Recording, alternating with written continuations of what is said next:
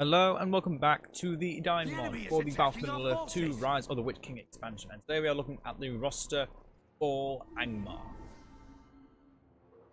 So first thing to note, we have a lot of heroes. We are a very defensive nation for an evil nation because one, we have walls, two, we have a lot of strong wall defenses.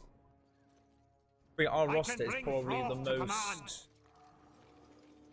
unique. It has many different sub-factions. So then let's begin with the units. So we have the Thrall Masters. You'll notice I have 4 of them because for those that haven't played the Rise of the Witch King already, Thrall Masters can form into one of 4 different units. I can bring thralls to command. First one is the Gundabad Warriors. Or gravel from Gundabad. Come to our banner, maggots. And like the rest of the Thralls, they now have a new passive ability. Who shall I bring to our banner? I go to war. The passive ability of the Orcs is Inexhaustible Reserves. Fallen Orcs are replenished twice as quickly than other Thralls. So, a good thing to note about the Thrall Masters, they don't gain a banner carrier through experience. They have the banner carrier in their Thrall Master. Without the Thrall Master, this entire unit will disband and be destroyed. So, the longer these Orcs are out of combat, the more of them will replenish. I can bring and they'll replenish faster than any of the others. Next are the Wolf Riders. Into battle. Now this unit of Wolf Riders is the hardest to get. One, you need to acquire the upgrade from the Wolf Pet. Actually, get the wool. 2, it costs 200 to get. So obviously you start with the Thrall Master. You don't start with any. Gundabad Warriors cost nothing. You know, that's what Orcs do. That's what Orcs do. Wolf Riders cost 200, but are very strong. And your early version of cavalry, and they slowly heal themselves out of combat. So they're very similar to the Wild Riders of Isengard. I can bring thralls to command. Who shall I bring to our banner? Spearmen. I bring and filthy both the spearmen and the both cost 100. So again, even in the very beginning, you need to pay money. Who shall I bring to our banner? Get decent units.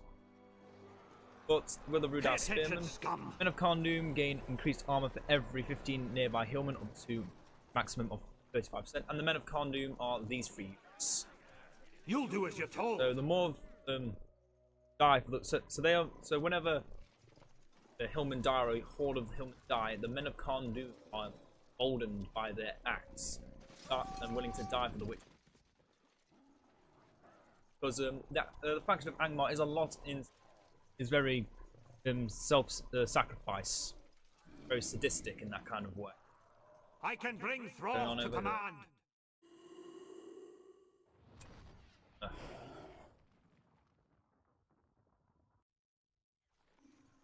And the last one, the Axe Throwers, they have the exact same ability as the Hillmen. They're willing to die for the witch. Found an enemy camp. More of them die near the waiting for orders. Men of Kharndoom, the better. They get stronger. I don't believe their elite tier units are Men of Kharndoom. No, they are not. But only the Kharndoom Swordsmen, Kharndoom Pikemen, and the Kharndoom Bowmen are.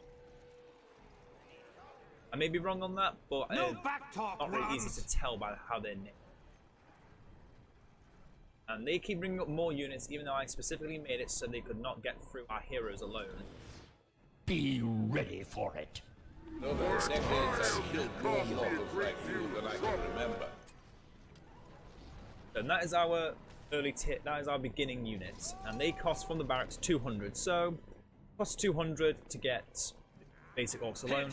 Cost 400 for the Wolf Riders, and cost 300 each for your pikemen or your axe or your ranged units. That's a rather good deal. That's definitely a lot better than most other nations. Seeing the Gondor Swordsmen cost 200. Obviously, the Thrall Masters can work to any situation. However, these are the only units you can. I don't care if the Eagles are coming, they're gonna have to go. So, yeah, the Thrall Masters are the only unit you can make from the Horde of the King's Men from the beginning.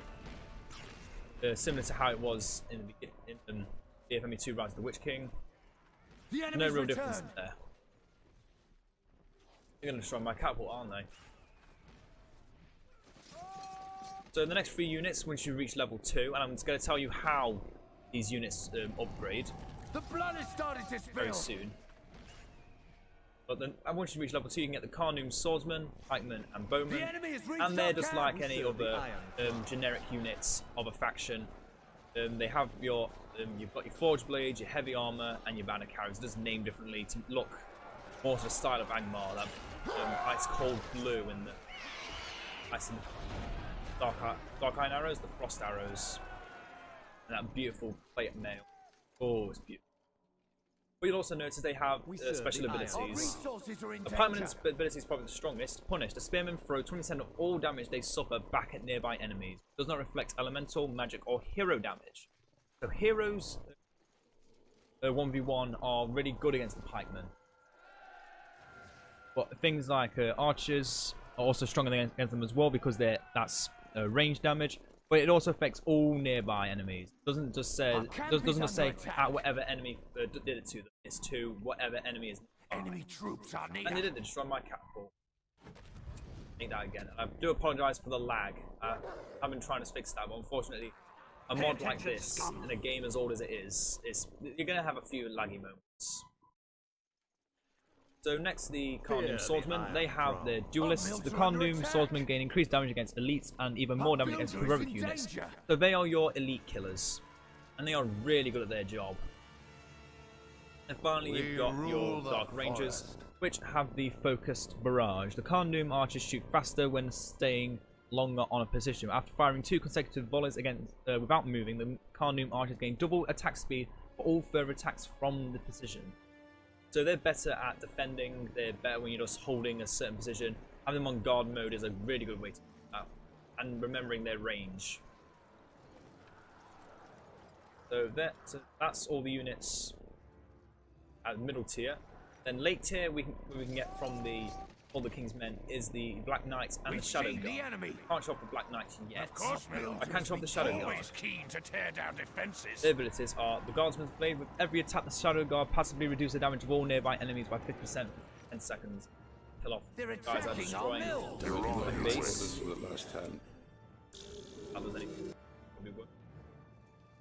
Death to those who oppose us. Yeah, activate the ability to remove. Activate the ability to remove this effect for 30 seconds and reduce the Shadow Guard's armor by 50%, would drain health from enemies with every strike and heal all nearby allies. So already they're showing the enemy is attacking our so they're either their damage reduction or a self heal and a heal around them. And that's very nice showing that nice little blue aura around their sword. Then you have the Dark Favor at level 5. The Shadow Guard strike to prove themselves worthy of the favor of Angmar's rulers. Guardsman's Blade now also decrease the damage of enemy heroes and heal ally heroes with twice as much when activated. So again, that's another passive / active ability. Focuses on sacrificing something to make yourself stronger. Really put these guys on guard mode or something. Really hard to get everything in place. Black Oak. The Shadow Guard swear to protect a hero of Angmar with their lives. The chosen hero gains increased armor for a short time. And all nearby Shadow Guardsmen deal more damage. And the hero will die, all nearby Guardsmen will pay with their lives. Again, very self-sacrifice. If you fail, you're not worthy of the Witch King's our mills are under attack.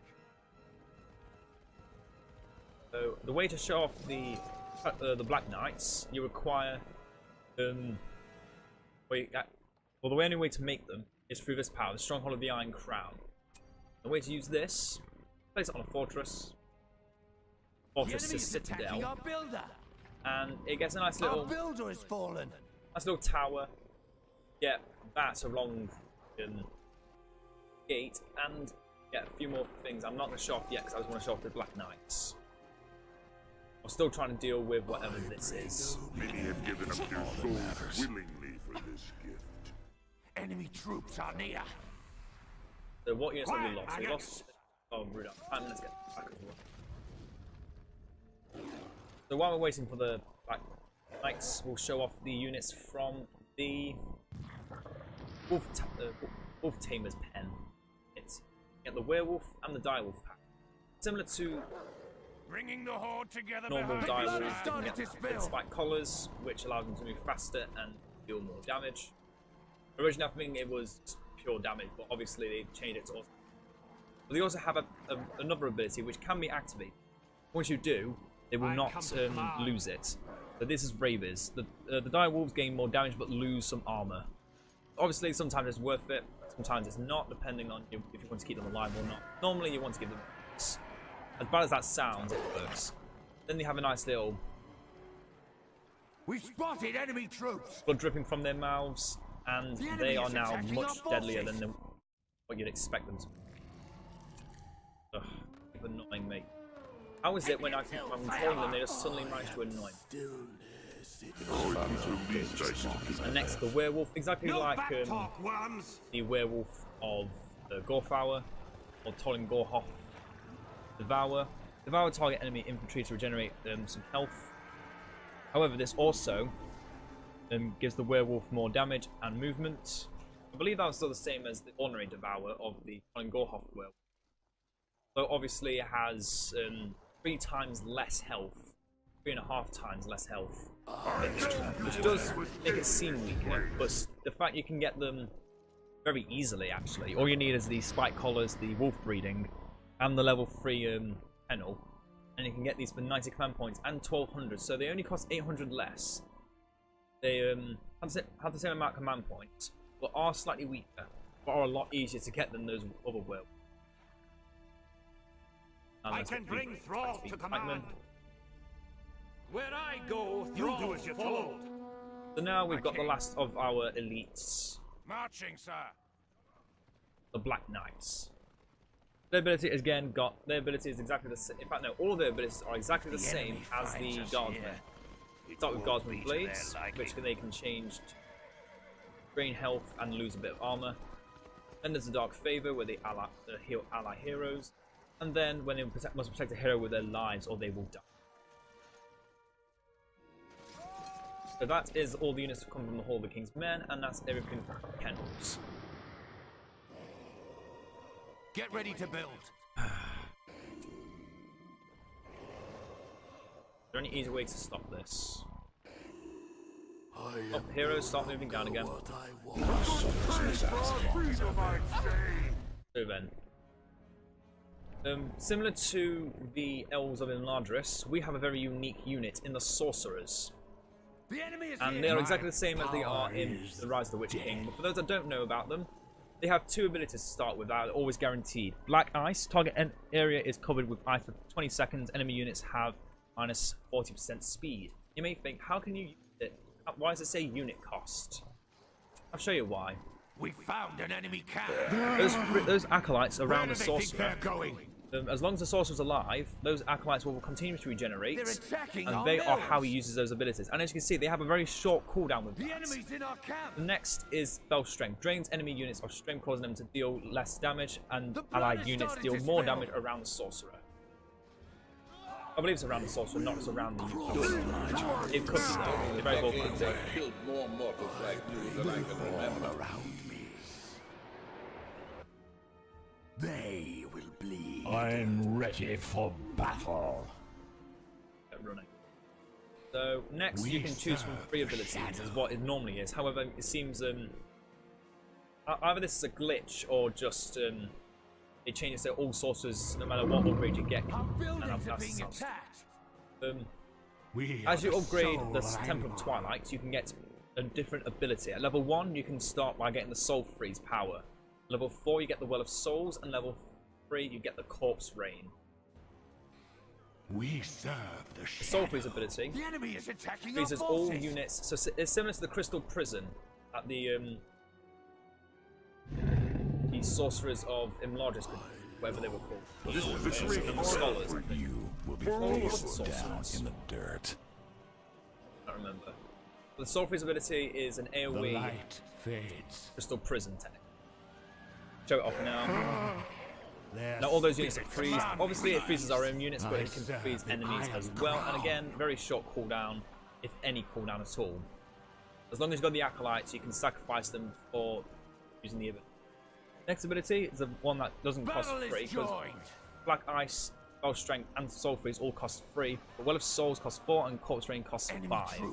The Well of Souls requires power of sorcery. My heroes are dying. I have no idea how or why. More mortals like you than I can remember. Back to the sorcery. The Well of Souls. Again, for those that don't know, much about the sorcerers. This ability steals health away from you enemies and gives it to its allies, and upon death they become whites. And this is a white. We'll talk about it more. We serve the shadow. So again, this is exactly how it was in BFME 2, at least the remastered or the updated patched version of it, where you can make millions of barrow just whites. Obviously the whites aren't too strong. And Dragluin died. Back. We are the And finally Corpse Rain. Angmar. The beautiful skull surrounded by acid. And the quote they say is amazing. Rain death. Those that didn't hear that, they said, let the sky rain death. The enemy is attacking. If that is not if that's not what you should fear, then I don't know what is. Because whenever I hear that quote, I just know something bad's gonna happen. You are resilient. Being possessed isn't as bad as it sounds in the end. And the eagles are back again. Can you take on someone of noble blood? I'm going to run away. Pay attention. Don't fight.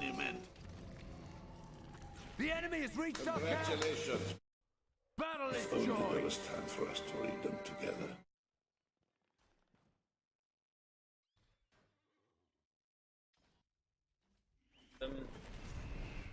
Next. Waiting for orders. I serve the Iron The Crown. sorcerers normally can only pick one of these, but again, hasn't really been looked at for a while, so I do believe the game is... That will probably get fixed in 4.5. But obviously you have to pick one of them. They cost a few resources to get. 300 for the Soul Freeze, 400 for Well of Souls, and 500 for Corpse Rain. And only time you want to pick Soul Freeze is when you really have no of the alternatives. Although if you're trying to get sorcerers that early, you're probably making a few mistakes. So next comes the Barrow Whites from the White Lair. Now these Barrow Whites are made stronger as a White Lair is upgraded to level 3. So looking at the Barrow White as it is, its only ability is Soul Tremor. With every attack, the Barrow White sucks 25% of the damage they inflict as life force from their enemies. So that basically means they have lifesteal. The struck enemies inflict less damage once they have a crypt of level 2, and level 3 they drain 50% of damage as life force. And as you can see, the White Lair is also protected by lovely whites. So obviously these whites are very similar to like what they were in BFME Rise of the Witch King and all that, but they are a lot nicer. They are a lot slower. Is also something to add. They are very, very slow. They're nowhere near as fast as the whites in BFME 2, which didn't have the legs. However, they do look so much cooler. Look at that.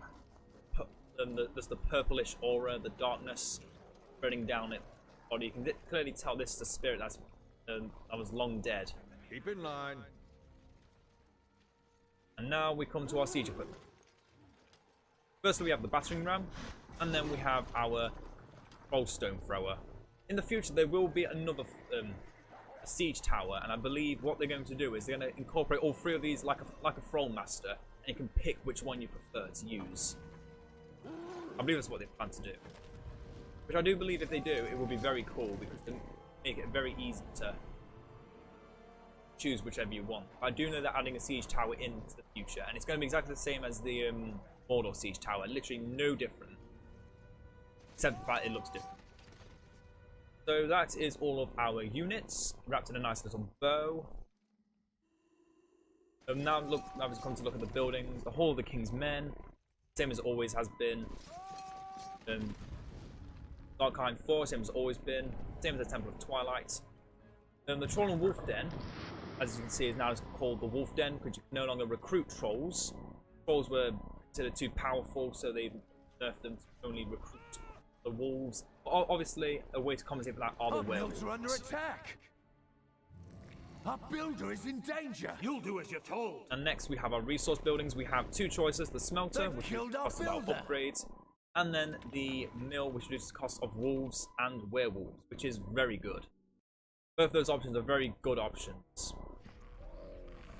But then you have your settlements. You have 4 choices: 4 choices, the largest amount of choices in the entire game. The first one is up here, and there's probably the one you never want to pick. It's kind of just it's a mini recruitment center where you can get some dire wolves from. Are in danger. Wolves defend it, but other than that, it's basically just a lair. It's a lair where you can recruit wolves from.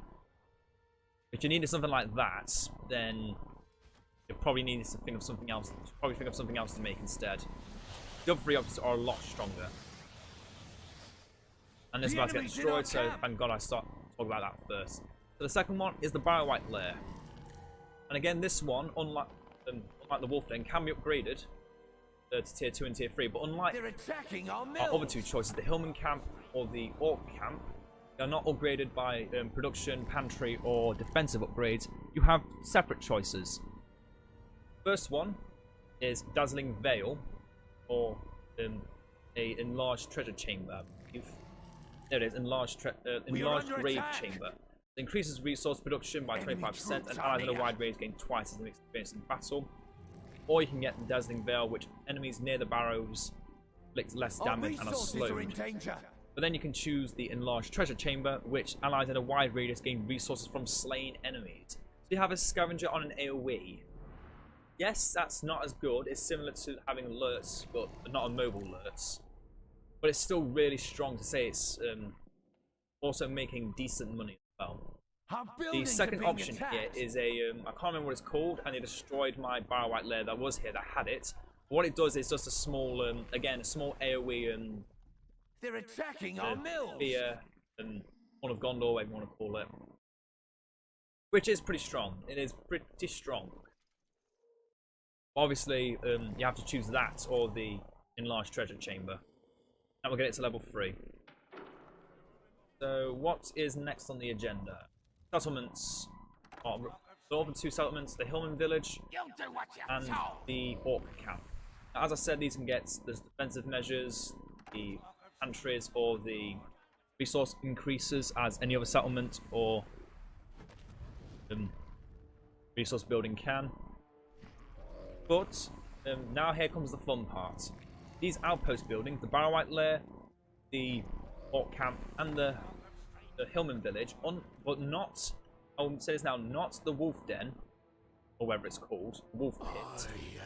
They create tribute carts, and you'll see these in here. If it's a Bio-White Lair or an Orc Camp, they will recruit a Orc tribute cart. If it's a Hillman Camp, they will get a Hillman tribute cart. You also get them from the outposts. You get men of Khaldun who carry these tribute carts. And what these do, this is how you upgrade your units. Well, not your units, your buildings. So obviously, the Orcs and the Hillmen give you less than the outpost forms, which are a lot harder to get. And are they're not less valuable. A lot more valuable, sorry. So looking at what they do, once you put them in, you'll see what they do. You get a set amount of money. 781, I believe, is somewhere around a rough estimate of what you get with the Men of Khaldun. The Orcs or Hillmen, a smaller amount, but you'll also, well, it's hard to tell because it's already level 3, but the more you feed into a building, the higher its level will get. So at level 1, Hillman or an Orc will make it about halfway to level 2, a Men of Khaldun will make it fully level 2, and a post level 3. But then it will take about 3 to reach it to level 3, or with the Orcs or Hillman, and about another 1 with the Men of Khaldun. Yeah, as you can see, we're putting this Orc in here, and he gives us 391. So obviously, from you can see from here, the Men of Khaldun are twice as effective and important than the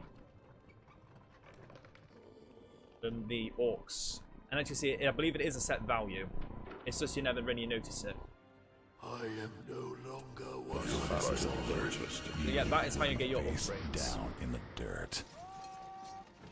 Obviously, very, very different to any of the others, in that you have to actually control these carts. Obviously, you're forced to expand. Well, but these tributes just help keep your money problems stable.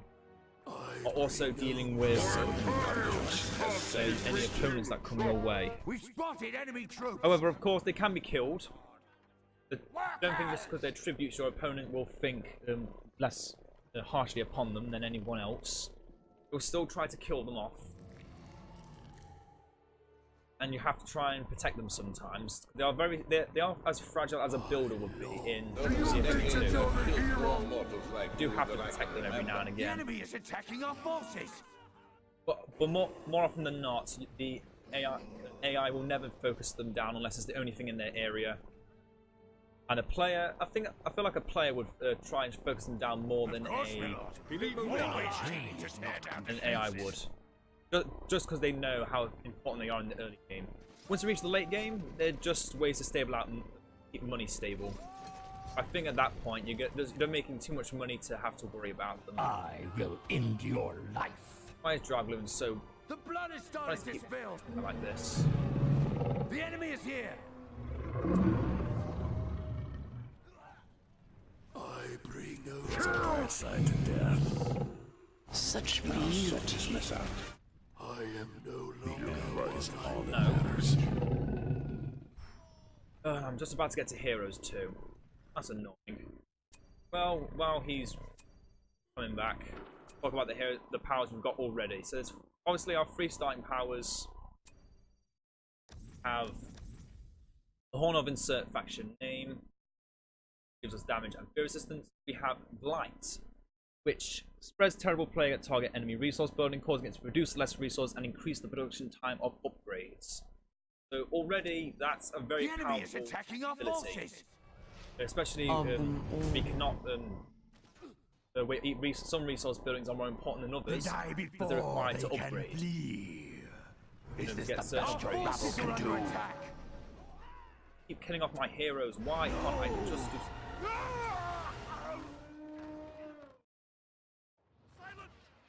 So the Blight.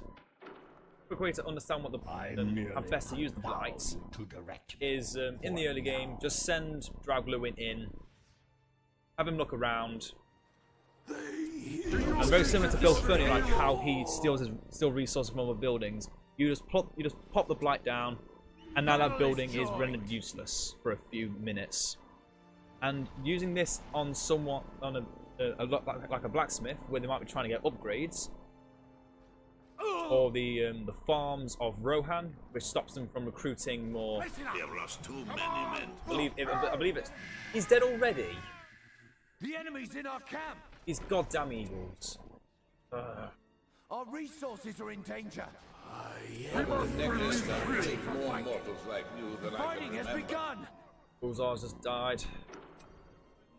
Their warmth is A quick thing to know. Angmar heroes, as good as they are super fragile, so you need to really protect them. Well, most of them are. Harsh is like the one exception, and so is the Witch King, but the rest of them are super fragile and lose their health very quickly.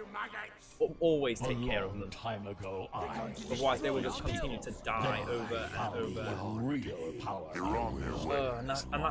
Things like that just kind of make me Our not want forces to are play under Angmar at attack. times. It really does. My work But back to the powers. Every Back once in a to the while. powers. So, first one, the last one at tier 1 is Dark Obelisk, which is did actually take up the slot of the Wolf Pen from Edain 3.8. And this is just a nice little debuff upon all enemy units around it and reveals hidden units. So that's your way of finding Golem, placing obelisks on the ground. And next at tier 2, you'll probably remember most of these powers. The Fell Wind, knocked down to tier 2. They're just as strong, may do a bit more damage than what you may remember. But for those that don't remember, it's just a rather decent AoE that sucks everything into it. Very strong. Used to be very strong with the arrow volley of the Dark Rangers, because you would use the Dark Rangers ability in an area, and then Fell Wind it, and then everything in that area would just get struck with a few arrow volleys, and they would most likely die unless they were elite. Such beauty. So next is the Frozen Land. Again, just a form of tainted land slash elven wood, whatever you want to call it. This, however, is a debuff and is meant to cover elven wood. So all enemy units inside lose speed and lose all leaderships. The enemy is near. Immediately you can see the main difference between tainted land and elven wood. This is meant to negate the elven wood and makes them, and is not a positive but a negative for your opponents. Again, showing that Angmar doesn't really care about their units as much as they should. Again, self-sacrifice, so on and so on. And then finally, they have... Oh wait, no, they have this. Snowbind. All structures within the area are immune. Their effects cannot be function, but are immune to damage. It's a rather decent AoE, so... Something like this, we've now protected our Barrow White lair, but we cannot attack. We've also protected our gates. I think I have missed the gates. If we didn't, it would not be able to open or close. Actually, whatever it was before, it was the snowbinded. It will remain as that way. So the snowbind has gone. And then we have the hordes of Mount Graham. Summon 3 hordes of vicious orc slayers from Mount Graham to the battlefield for a short time. These orcs are pretty strong, and also it's 4, not 3. Oh, and I forgot to mention another thing about the Hillman villages. There will be no slacking here. Is that and the orc camps is that they give you increased damage to your orcs and your Hillman, and that does include the orcs of the hordes of Mount Graham, the orcs, and the Barrow White layers give them a decrease in cost for the Barrow Whites. As you can see here, they cost a little less than what they should. It's 300. Now, up to the tier 3 powers, we have, again, 3 fairly strong powers. One, we have the summon the hill trolls, so that we can make hill trolls, including Rogash. And then there's the driving snow, which originally in BFME 2 was just the freezing rain, but obviously we're not a faction that creates rain. We're a faction that creates snow, and just it's hard to tell in a snowy map like this, but it is just more snow in the area. And this just makes, even again, enemy units slower and fear. And the final power is Outbreak. Creates a terrible plague at the target location which damages enemy units inside and will spread automatically. So just a quick look at what this does in the open. It starts in a rather small area. And you can see that green fog slowly building up. And that will just spread for a while, not too long, and it just poisons everything around it. Not a very strong AoE, it's not very persistent, and it's it is poison damage, so anyone that with poison resistance will just resist it. As you can see, the middle is kind of losing the poison, it's just slowly going around, and now it's gone. So it is okay, but in all honesty, I do prefer the Summer Snowfall or the Driving Snow more, because you do get stronger powers from it. But obviously, you then have 2 more powers. Avalanche, we all know it, we all love it. Massive AoE damage that can damage units and structures, extinguishes fires. It's very, very powerful. It's Earthquake slash Sun Flare, put into a very ice design. Yeah, that's right, I said ice. Instead of nice. It can be used to damage structures or units equally.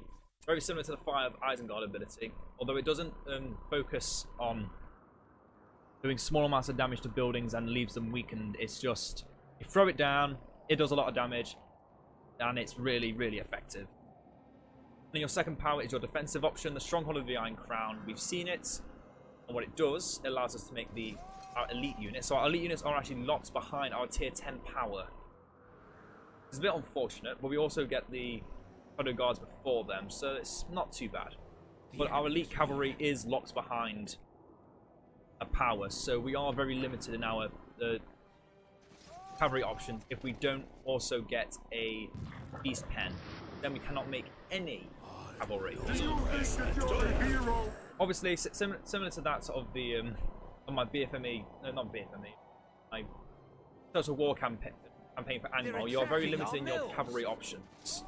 For your infantry and just your pure aggression, and even just unique units like the Barrow-wights and your sorcerers just make you so much stronger than you should be ready for in it. some situations.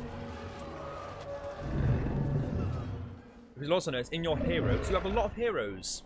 This is almost as many heroes as what Mordor had.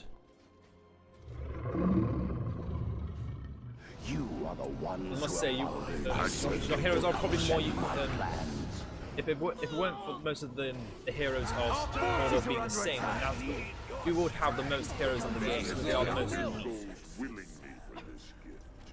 So you have Draugluin, your scout hero, which is the warrior of your wolves and werewolves. Then you have Voldar, the chief of the Hillmen. Obviously, as the hill chief, he rallies the men of Rudauer to battle. And Draugluin just died again. You have Mornemoth, the commander of Khan Doom. You have Helagwyn, the Dark Maiden. Powerful powerful ranger of ice. Find me someone who You doesn't have Karsh, feel the dark. Wraith. You have Durmoth, the elite shadow guard. Ulzar, the leading sorcerer and the plague bringer. You have Zafragor, the zealous commander to the Witch King, the student. And of course you have the Witch King himself, which he doesn't need introduction. We already know who he is. And everyone should fear him, because he no longer wields whatever scepter he was having in the past, which gave him a terrible animation. He now wields his mace, and he is ready to kill. Now looking at our heroes, we start with our hero Draugluin. His first power was used quite a bit. Skin Changer. The Beastmaster is a skin changer who can morph into a wolf, getting faster and more agile, but having less armor. Generates hit points by attacking units, uncovers camouflage nearby units. Every time Draugluin transforms to the wolf, he gains experience and spell points will be generated.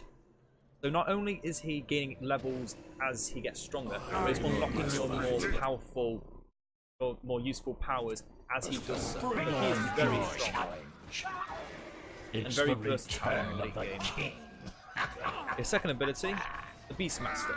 Draugluin, the most ferocious, attains the most ferocious beasts of Angmar with ease. Summon 2 wolves who will follow and protect Draugluin from any foes.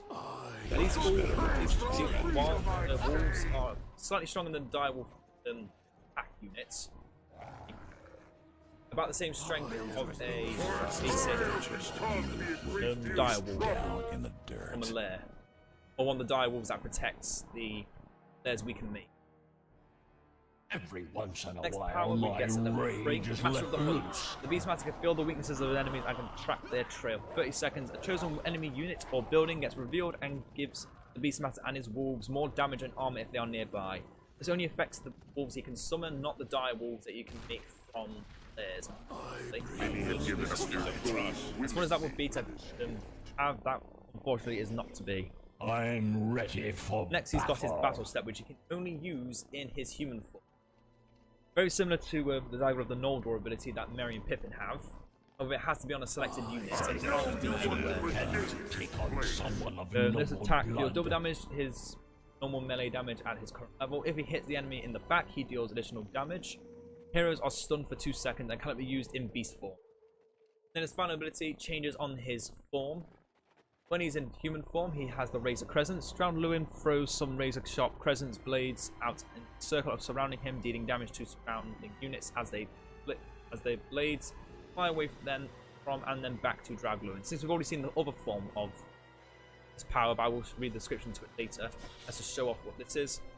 If you haven't noticed, on his palm he's got several. He's Wolverine. That's basically what he is. He is the wolf. He's the wolf of Wolverine. We spotted enemy troops. And when he becomes a wolf for the pack, Draugluin summons a pack of wolves to clear a path for him. They will charge out from Draugluin in a circle, trampling and damaging enemy units in half. And that is very similar to. You will be face down in the I was dirt.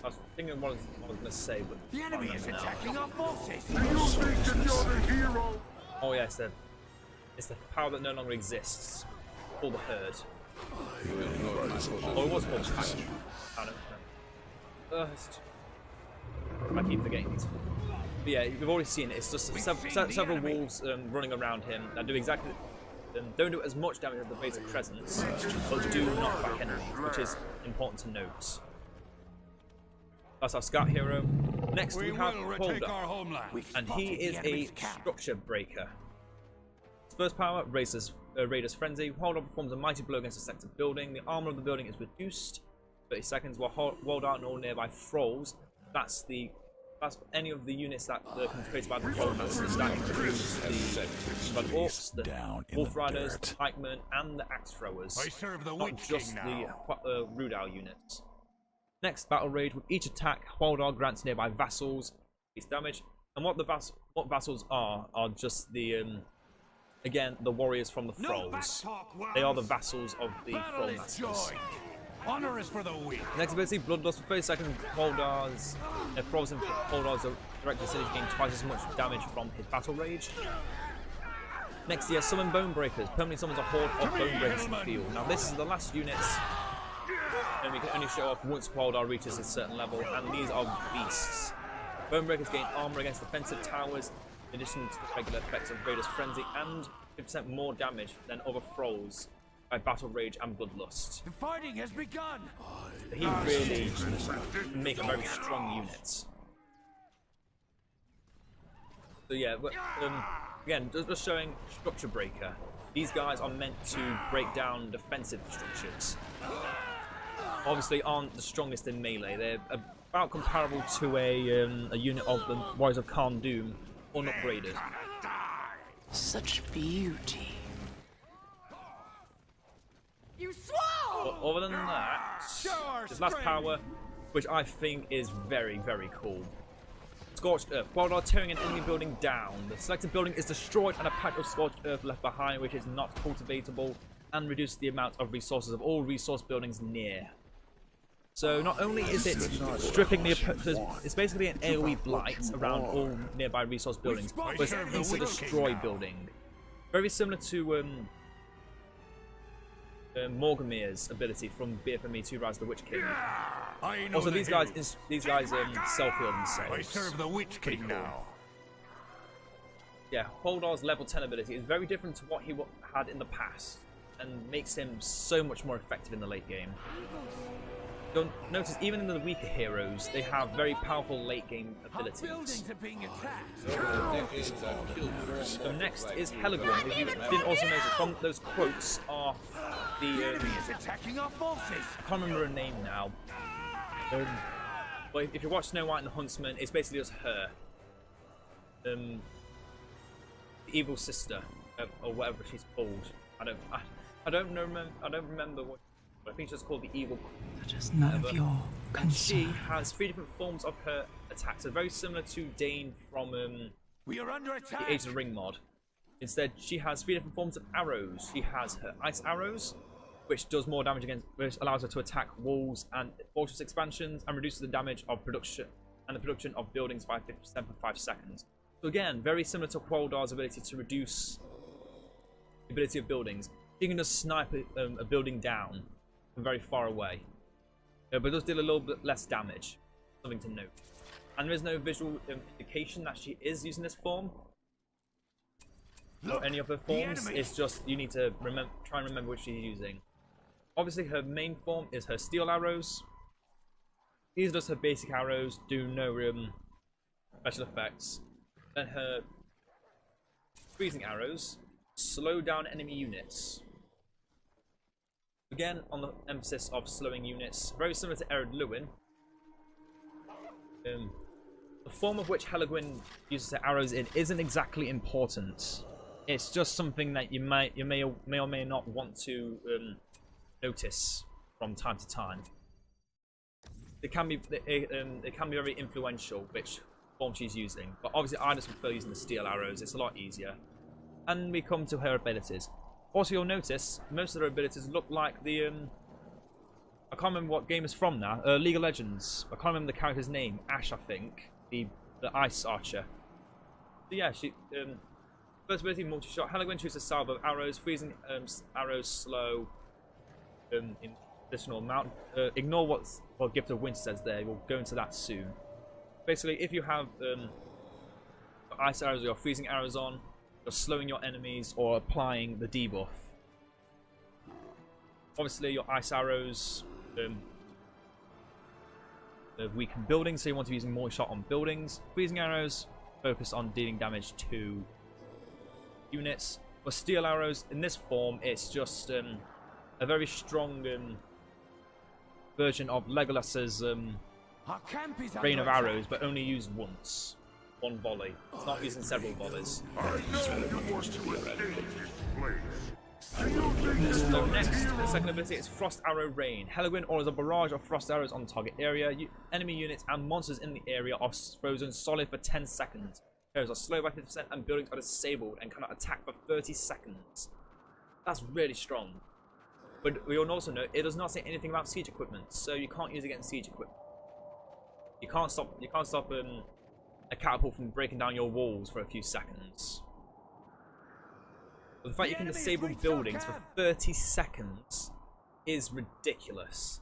You can stop a barracks from doing absolutely anything for 30 seconds, and they have literally nothing they can do against it. Oh yeah, now we've got the power of the summon hill trolls. Let's show it off. Also get Rogash. We can talk about Rogash. Wow, got him out. So those are the hill trolls. And there is Rogash in his original form, not in his ugly form that they did for him past.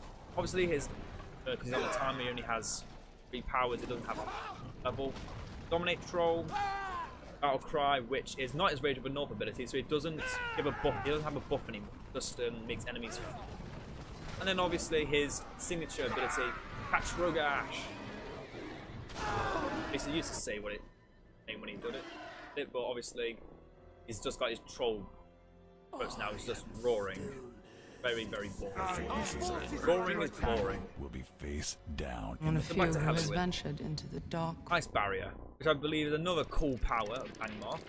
Just places some giant ice walls. Persist for 30 seconds and cannot be destroyed. So that's just a way of protecting your ranged hero. That literally no other hero in the game can do something like this. Very unique to Helagwyn.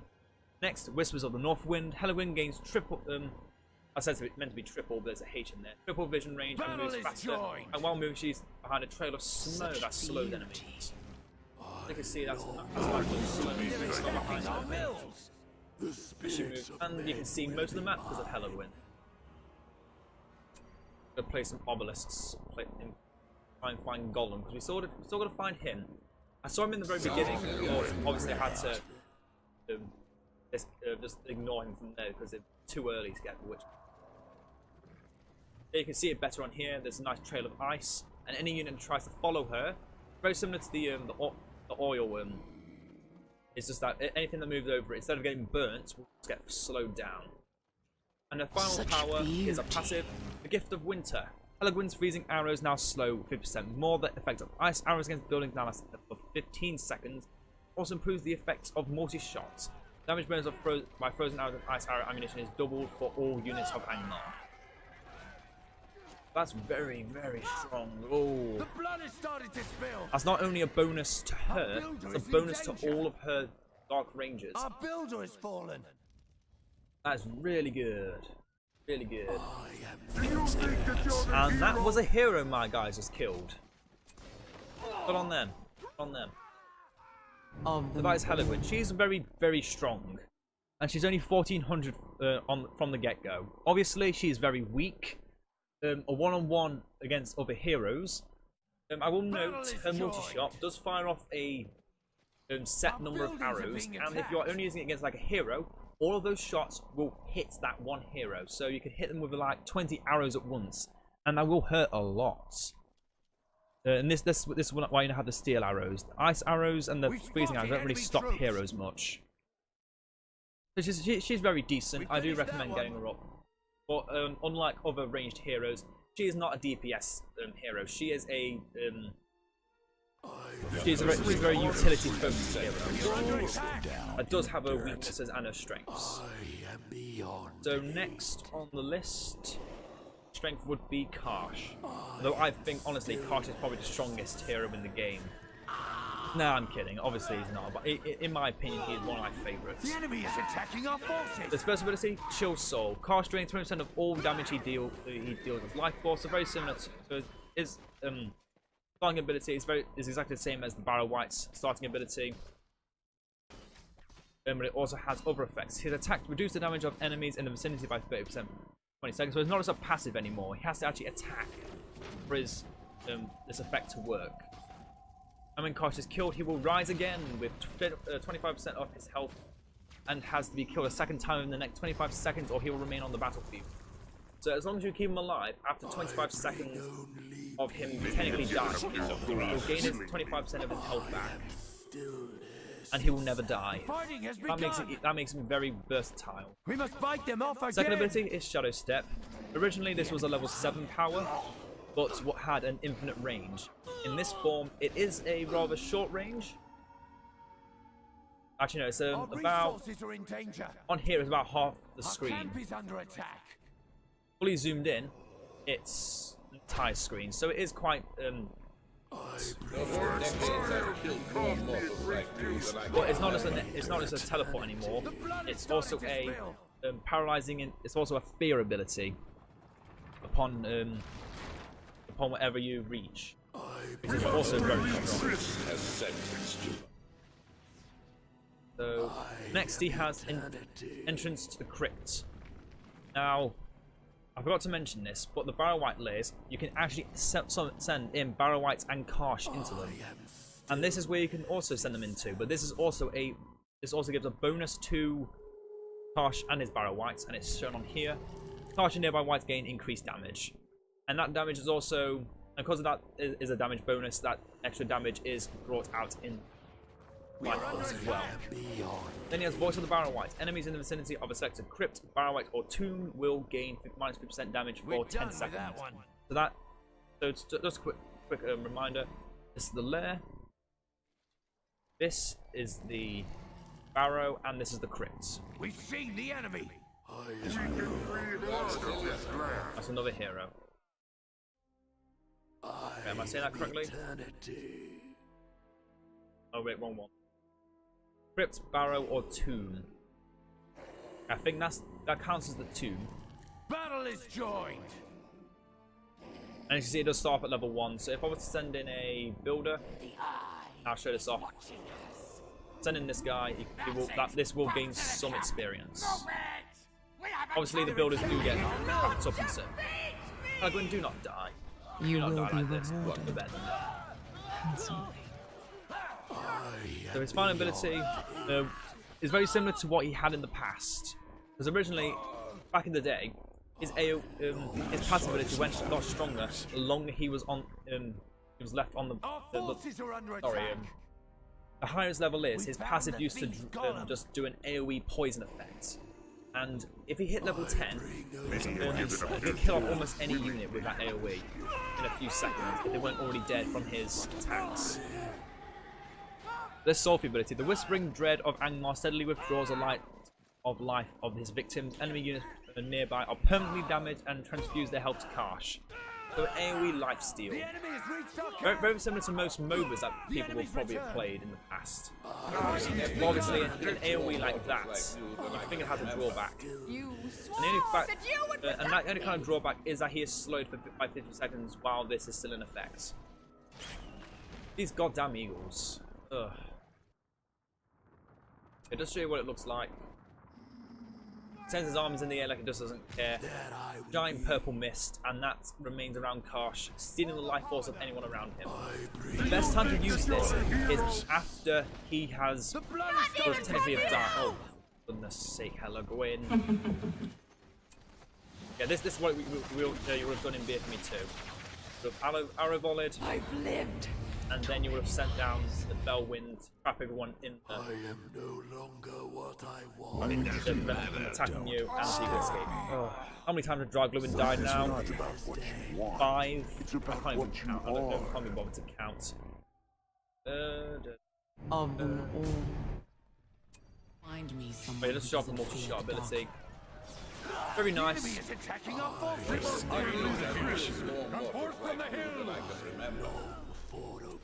Leaves everyone in fear. So now the next characters on the list are the ones you can get from the outposts. So I forgot to mention, you don't get any special outposts. You just get the basic outposts. Nothing special about these whatsoever.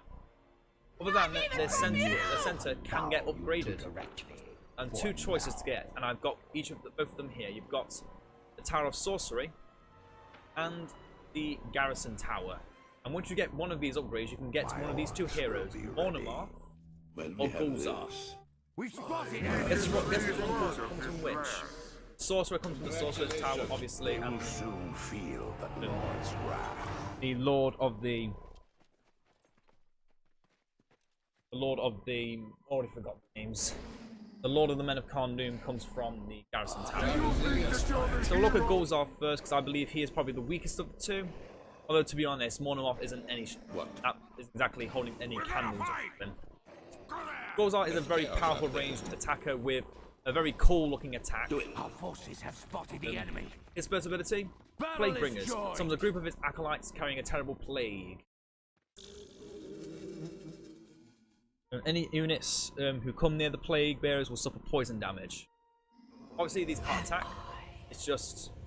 Not given you. They will slowly poison anyone that's near them. And the other sorcerer.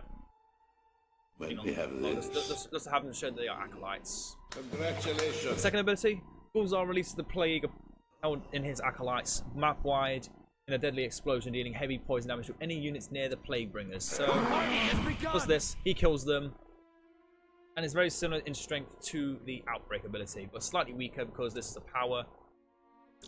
And Gulzar is a hero and can do that with all of his plague bringers. If you can sell a lot of plague bringers, but this ability does not have a long cooldown. His next ability, Wandering Soul. Gulzar dissolves his physical form and becomes manifest in his acolytes. Left click any disease carriers. We'll have to wait for them to come back. Basically, what it does is he does disguise as him, so he can't be really focused by his enemies. Next ability is his Deadly Ritual. Gulzar sacrifices all his plague bringers to raise them from the dead as Barrow-wights.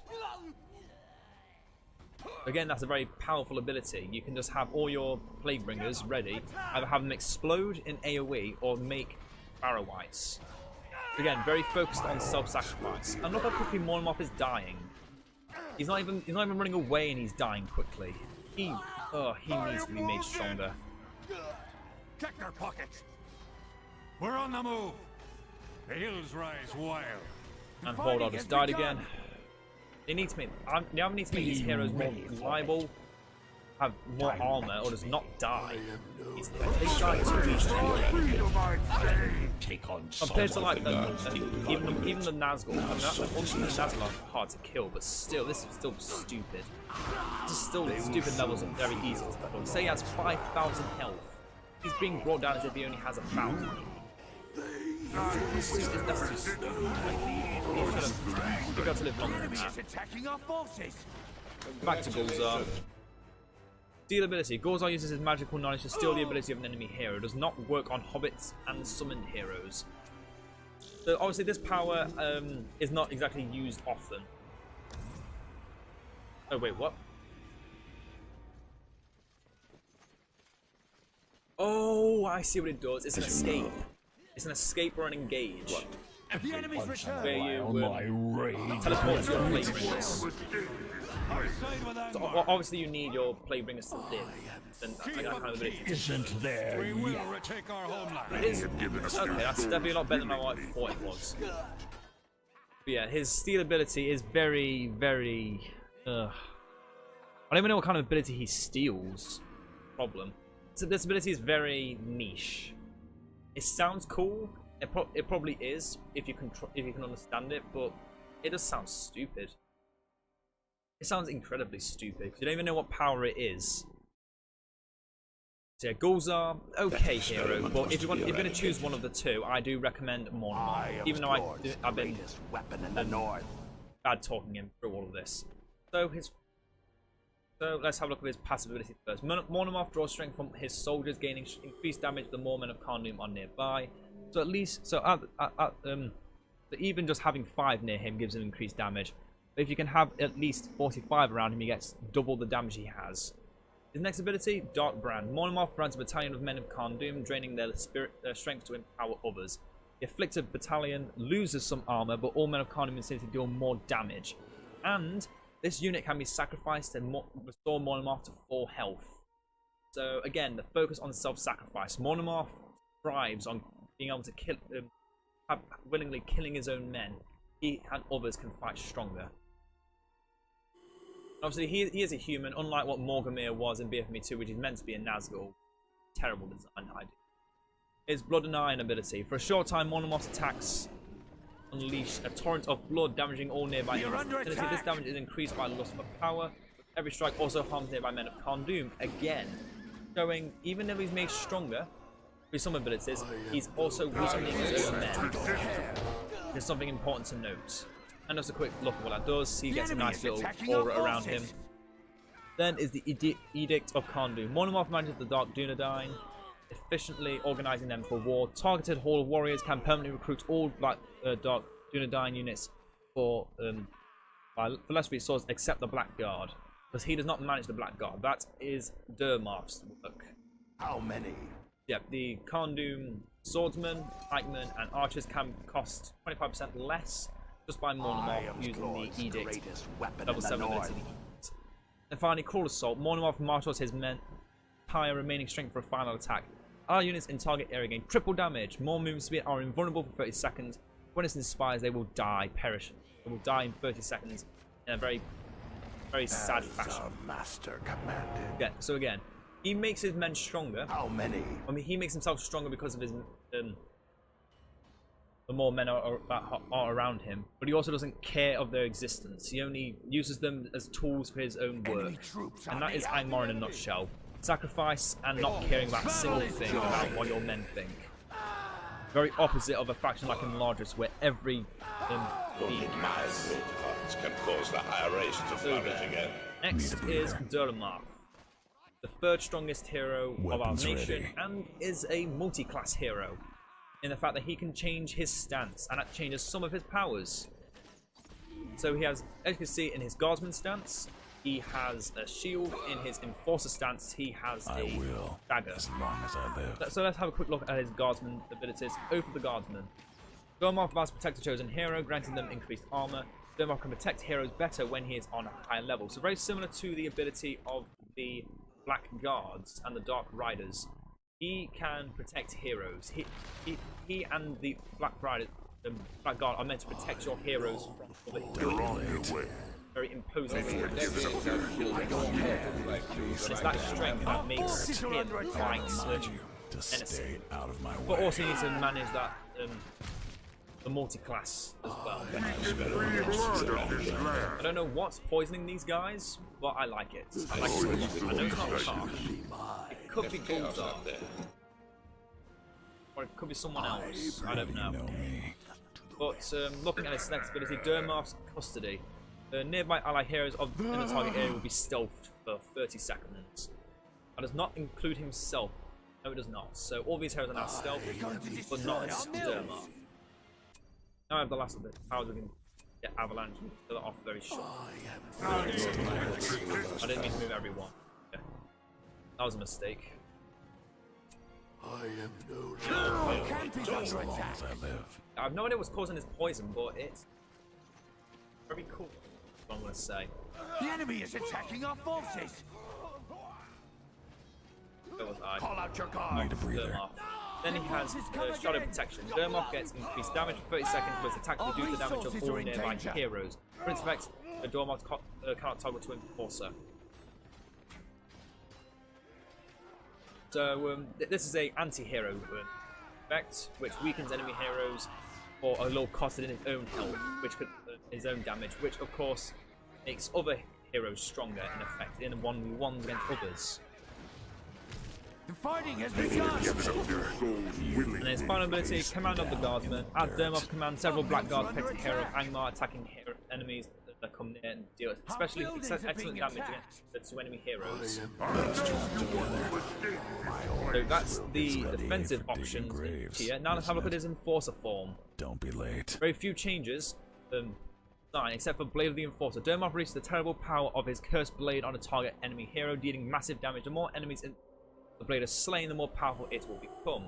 At level 5, Dermoth will be healed by the amount of the dealt damage. At level 7, the blade will cause a bleeding wound for 10 seconds. And at level 10, the target will also be marked 10 seconds, so blackguards and heroes of Angmar do more damage against them.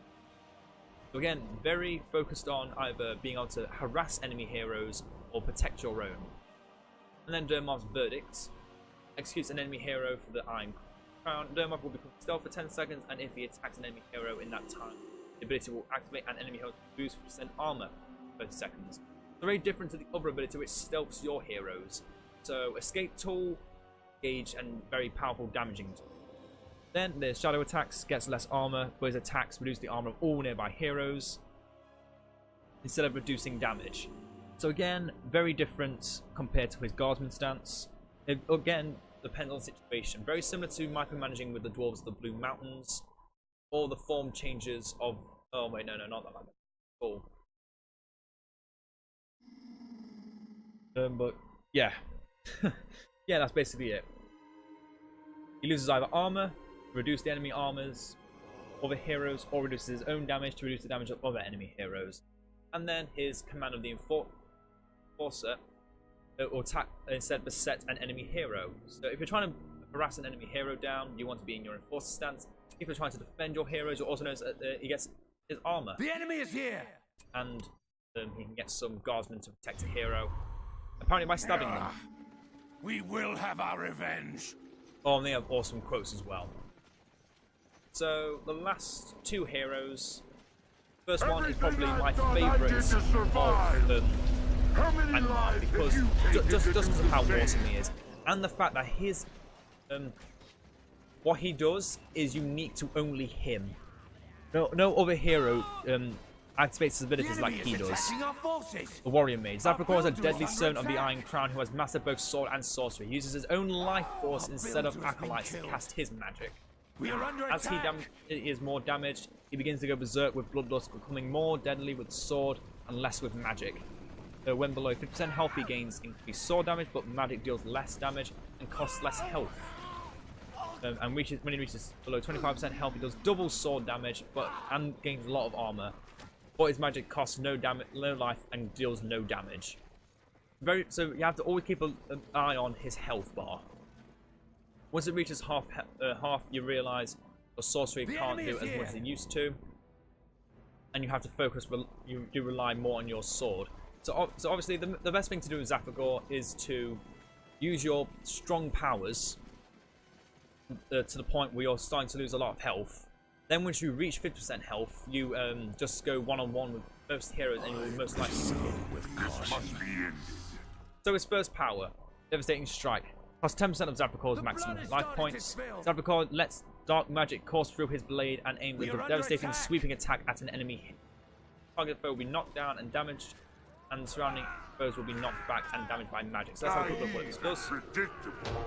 Let's see, that's 10% of his health gone, but that's a pretty good AoE attack. His next ability, Fanaticism. Zaphrakor's attacks and abilities deal 50% more damage for 30 seconds, but his abilities cost more health. And a nice way to tell you've done this is a giant blood splatter around Zaphrakor. Then his next ability, Slaughtering Stride. Price 1% of Zaphrakor's maximum health point per second. The enemy is here. And this is 30 seconds, so you're going to be losing 30% health.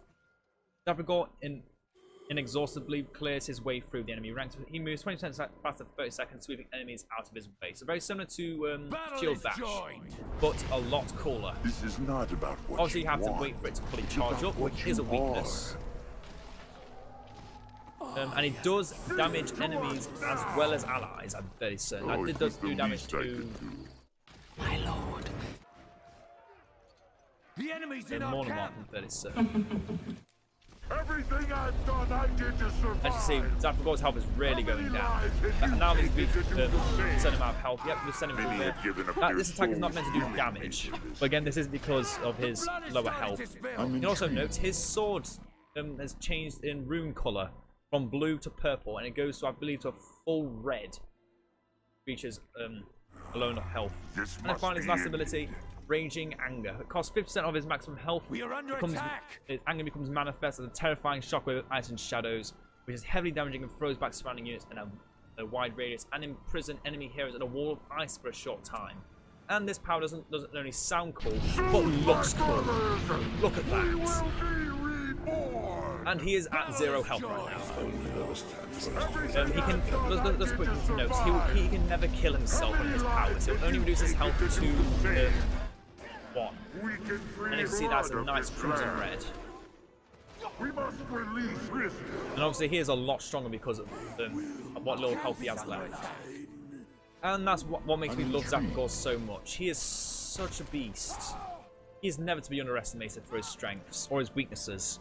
Obviously, him losing health makes him an easier target to kill from an assassin hero, and his size makes him a lot easier to target. But the thing is, with how strong he is, he does not care. He is more than willing to die for the Witch King, as he should. And then finally, the one, the only, the Lord of the Iron Crown himself, the Witch King of Angmar. The enemy has reached our camp. He can go onto his mount, but you can't use the Harbinger of Winter ability while he is mounted. I do believe it changes, or does it not? No, it doesn't. Okay. Obviously, he changes sword form. He no longer has his mace. But obviously, I do prefer him on it without horse. First ability, Harbinger of Winter. Despite not revealing himself as one of the Nazgul, the menacing aura of the Witch King fills those around him with terror. All enemies nearby will passively lose 20% armor. Does not like the dread visage of the Nazgul in Mordor. It's a slightly weaker ability, but it only affects armor but not damage. But this affects, they can activate it with a small snowstorm which doubles the reduction for a short time. And you can see that nice aura there. It is a pretty large aura. So if you can use things like the freeze, frost arrow rain, fell wind, and multi-shot, you can just lock everyone in this area, have them lose armor, send in Gulzar's Playbringers, have them explode, and just things like that, and the shenanigans will never end. You just have a lot of options when it comes to the Witch King's powers and everything else about him. His next power, very similar to Galadriel's ability of the Gifts of Lothlorien. The Might of the Witch King, however, is very different. The Might of the Witch King is briefly bestowed upon target hero, and it gives a different ability. As it says, it's not permanent, it is only temporary. So firstly, his acolyte, Zapagor, summons periodic blasts of power around him. Monomorph, men in Karndum in the radius of Lust of Power have increased armor as well. And that is obviously Lust of Power is his passive. Next, look at the Gulzar. Spells reload twice as quickly. I believe that is only his ability, not these, but I may be wrong. It might actually make these come back faster too. It's very strong. So if you want to use Gulzar's effect, you can use all of your powers and then have them come back twice as fast. It's really, really strong. In certain situations, of course. Again, requires Gulzar.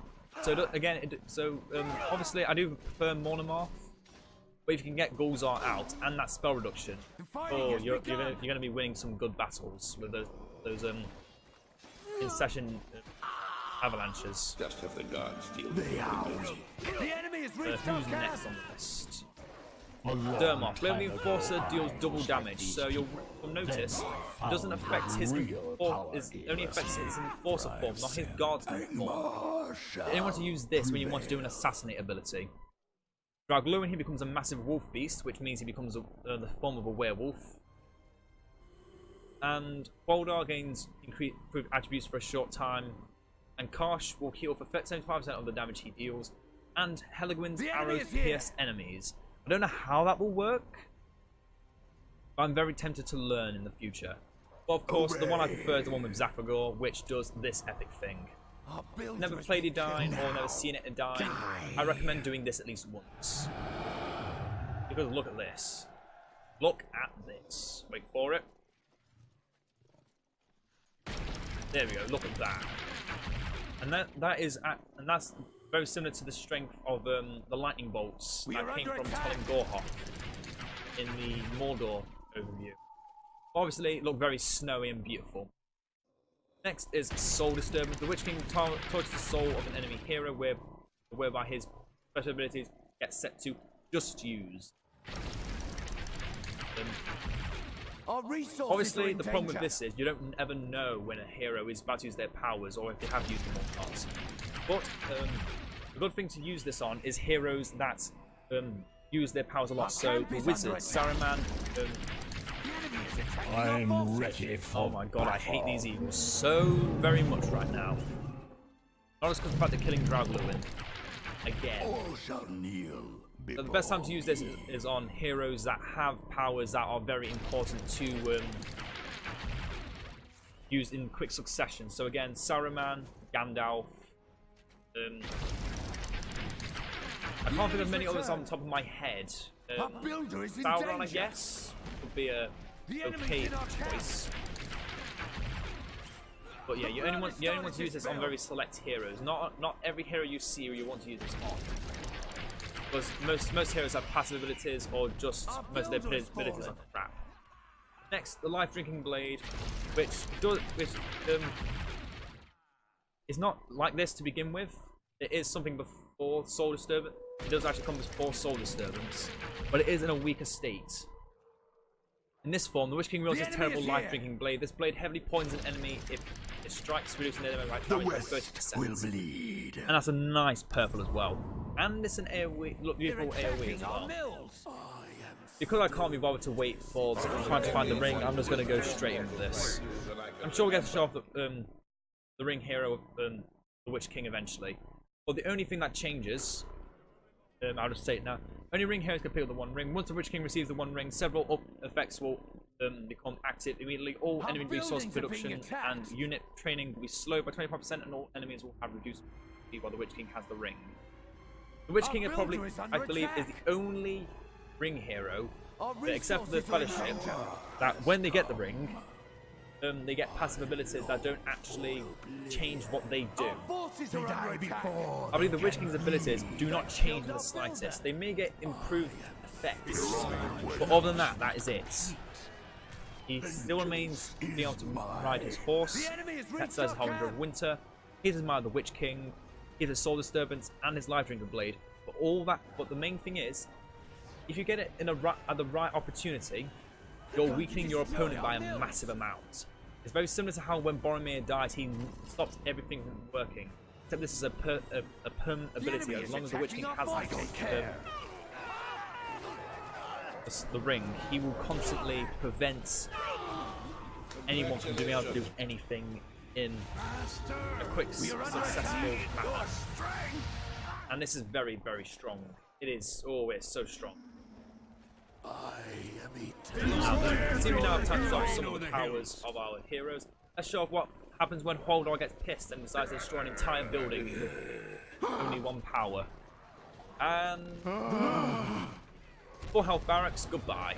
We're on the move. The blood has started to spill. Now, it's not easy to tell, but this is the tainted land that Holdor can create. There'll be nothing left.